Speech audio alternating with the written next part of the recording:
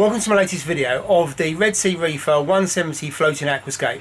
It's now 18 months old, and let's look at the good, the bad and the ugly.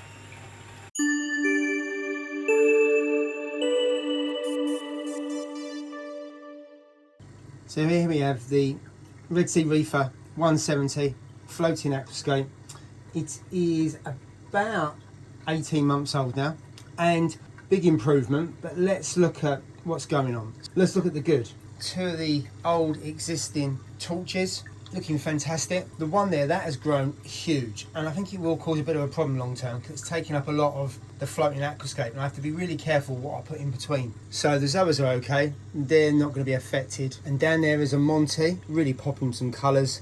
The zoas I've moved across, you can see that's where the zoas were, and I've moved them over to there. Got 2 or 3 polyps there, well no, 4 polyps I need to move. The Christmas tree Favia is just going from strength to strength, and that, I suppose it was toxic green, not too sure what it is, but it's a green torch, and that's doing really well. That is probably 7 years old actually. Been fragged a few times, went in my original tank, first set up, went into reefing, and loving life there. Candy cane, that's doing pretty well. And if I come around here, I'm not too sure what this actual Monty is here, but last time in the 12-month video it wasn't doing as well, but it's doing quite well now. And I've put my first acro in, green SPS, not too sure the name. It's been in the tank for a while. It was up there on the shelf. I thought I'd just bring it down. Got an MP10 at the back, so it's getting decent flow. And I've deliberately put most of the SPS on this left hand side so it gets the flow from the MP10.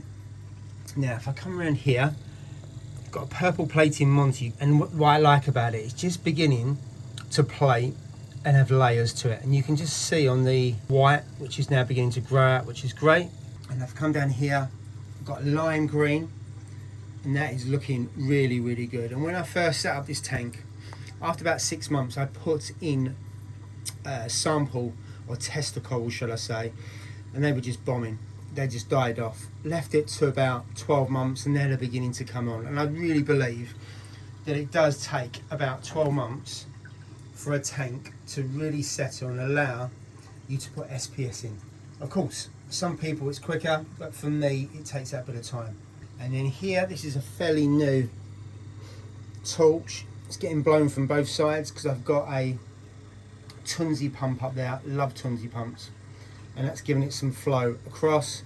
And then you've got the MP10 Monty there, and it wasn't doing so well, and it's now recovered and got some really lovely colours to it. So that's the good. Now the bad, now in the last tank there were 3 other torches, and I lost those 3 torches in the space of about 2 weeks. Now why did I lose them? It could have been magnesium, it could have been all kinds of different things. But I have a theory, because these 2 are okay, and touch wood, this one's okay. I bought those 3 torches from one particular place, and I've done some research on this since, and the guy I bought them from, he imports them, Indonesian. He then cuts up the colonies and then sells them off, and it looked really good. So 24k, there was a purple one and also a green. Probably lost about 250 quid's worth of corals. So it could be that it was just bad luck, me, poor husbandry, poor tank, could be all of that. I suspect it's down to the fact that it was a chop shop, he's chopped them up, he's sold them, they haven't settled for long enough, been in my tank 2 or 3 months and then they've died.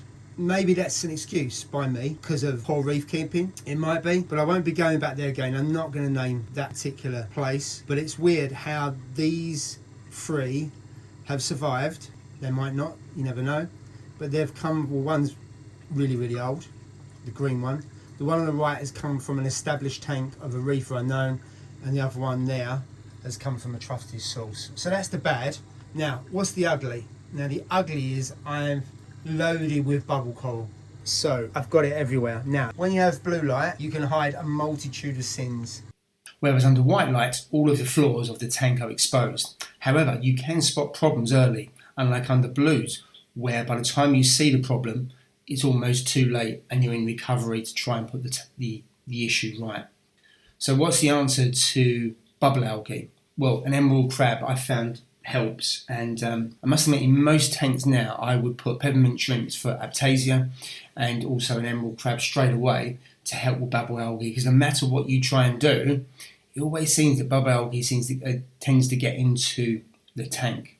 So this one I picked up from AAC, and you can see I climatise it in a little container and just put tank water into the bag of water, climatise the temperature and the salinity and the water conditions over about half an hour, and then pop it into the tank. And let's see how it gets on.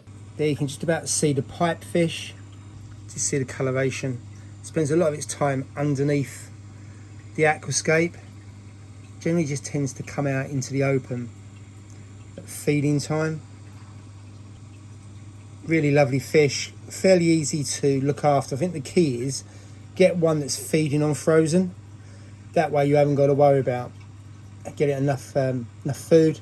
If they don't, then you're reliant on copepods and other live foods, which is great, but it's a bit of a pain. You're better off just getting them on frozen or buying one that's on frozen, and it'll eat that all day long. Gets fed once a day, that's sufficient.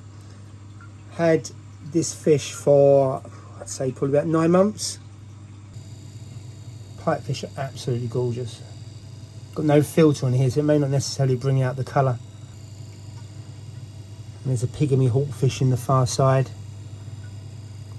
He usually hangs out on the rocks, but for some reason everyone seems to have taken a liking to the underneath the rockwork.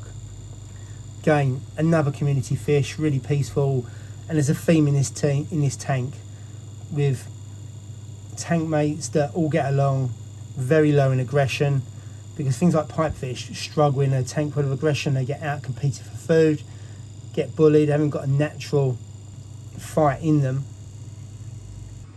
And there's the yellow assessor.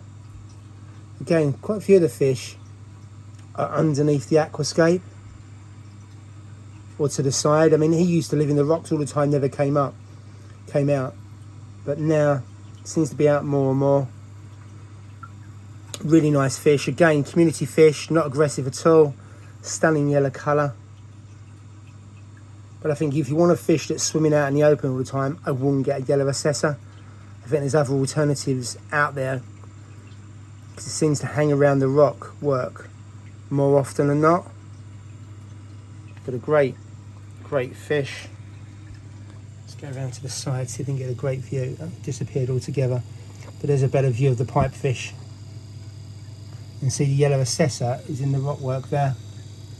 And finally, I just thought I'd show you this beautiful rainbow chalice, and this is the one that I fragged live on a live stream a few months ago, and this is the mother colony. It was in the Red Sea Reefer 450. I put it into the 170, and it's really colouring up nice. Anyway, that's all for now. Thanks for watching.